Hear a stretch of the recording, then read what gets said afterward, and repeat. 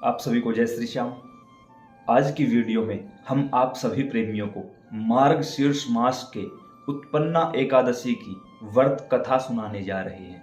अतः आप सभी प्रेमी जहां भी हैं 2 से 3 मिनट का समय निकालिए और अपने घर के पूजा स्थान पर बैठ जाइए, बाबा के सामने बैठ जाइए।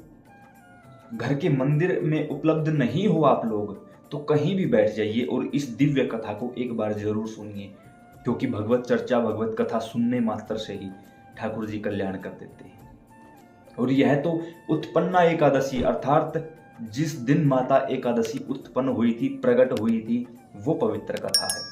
सभी प्रेमी बड़े ध्यान से श्रवण करेंगे। बैठ जाइए ठाकुर जी के सामने, अपने दाएं हाथ में जल ले लीजिए और प्रार्थना करिए, हे श्याम सुंदर, मेरा नाम ये है, मेरे पिता का नाम ये है। शादीशुदा महिला पति का नाम बोलेंगी, बाकी सभी अपने पिता का नाम बोलेंगे। इस समय हम आपकी उत्पन्ना एकादशी की कथा सुनने जा रहे हैं। यहाँ हम कथा पूरी करते हैं, वहाँ आप हमारी मनोकामना पूरी कर दो।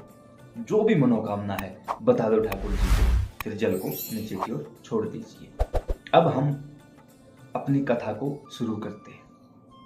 एक समय श्री युधिष्ठिर महाराज ने भगवान श्री कृष्ण से पूछा कि ठाकुर जी, आपने हमें एकादशी के महात्म्य के बारे में काफी सारी बातें बताई, लेकिन यह भी तो बताइए कि एकादशी माता का प्राकट्य कैसे हुआ।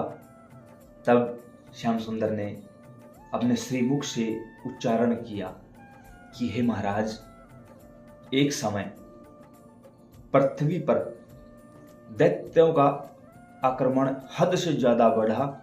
उनका आतंक इतना हुआ कि उन्होंने स्वर्ग पर अपना अधिकार जमा लिया। दैत्यराज मूरा ने इंद्र आदि सभी देवी देवताओं को परास्त कर दिया। सभी के सभी भयभीत होकर श्री नारायण भगवान की शरण में पहुंचे और कहा, ठाकुर जी हमारी रक्षा करिए, भगवान हमारी रक्षा करिए। सभी देवताओं की बात सुनकर भगवान क्रोधित हुए और उसी समय दैत्यों पर आक्रमण कर दिया। देवताओं की सेना दैत्यों की सेना एक दूसरे से भिड़ गई। युद्ध सहस्त्रों वर्षों तक चला। भगवान ने यहां एक अजीब सी लीला रची। युद्ध करते करते भगवान युद्ध क्षेत्र से गायब हो गए। किसी को नहीं पता चला कहां गए और बद्रिका आश्रम में जाकर गुफा के अंदर विश्राम करने लगे। भगवान वहां गहरी निद्रा में थे। दैत्यों को इस बात का पता चला तो मूर वहां पहुंच गया और सोए हुए भगवान को देखकर क्रोधित होकर उन पर आक्रमण कर दिया। उसी समय भगवान की दिव्य देह से एक दिव्य ज्योति प्रकट हुई।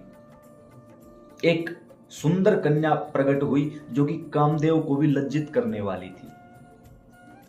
हजारों अस्त्र शस्त्र, हजारों बुझाएं, दोनों का परस्पर युद्ध होने लगा और देखते ही देखते उस कन्या ने उस दैत्य का अंत कर दिया। उसकी गर्दन उसके शरीर से अलग कर दी। अब जब भगवान को जाग आई, निद्रा से बाहर आए, तब ये सारा दृश्य भगवान ने देखा और पूछा कि हे देवी, आप कौन हैं? तब उन्होंने कहा कि प्रभु, हम तो आपकी ही दिव्य देह से प्रकट हुए हैं, अतः आप ही हमारा कोई नामकरण कीजिए। प्रसन्न हुए भगवान और कहा, आप एकादशी के दिन प्रकट हुई हैं। आज मार्गशीर्ष मास की कृष्ण पक्ष की एकादशी तिथि है, अतः हम आज से आपको एकादशी के रूप में जानेंगे।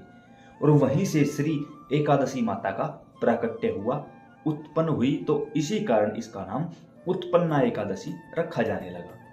भगवान ने कहा कि वरदान मांगिए, हम आपसे प्रसन्न हैं। तो उन्होंने कहा, प्रभु बस इतनी सी सेवा है, अगर आप प्रसन्न हैं हमसे तो जो भी व्यक्ति एकादशी के दिन आपका पूजन करे, भजन करे और व्रत करे, आप उस जीव को अपने श्री चरणों में वैकुंठ धाम में जगह दे देना। बस यही हमारी विनती है, यही हमारी प्रार्थना है। श्री श्याम सुंदर ने उनकी इस प्रार्थना को स्वीकार किया और वरदान दे दिया कि जो भी एकादशी व्रत करेगा वो जीव अंत समय में निश्चित तौर पर हमारे ही धाम को प्रस्थान करेगा और दोबारा उस जीव का कभी पृथ्वी पर जन्म नहीं होगा, लेकिन जो विधि पूर्वक हमारे लिए व्रत करेगा। तो यह पवित्र कथा भगवान श्री कृष्ण के मुख से श्री युधिष्ठिर महाराज ने सुनी और अपने जीवन को धन्य धन्य कर लिया। हम भी यहीं से श्याम सुंदर से प्रार्थना करते हैं कि जिन प्रेमियों की कोई मनोकामना है वो पूरी कर दें, और जिन्होंने भगवान से भगवान को ही मांगा है, श्याम सुंदर कृपा करिए उन सभी जीवों को आप अपने श्री चरणों में स्थान दे दीजिए। जय सिया राम।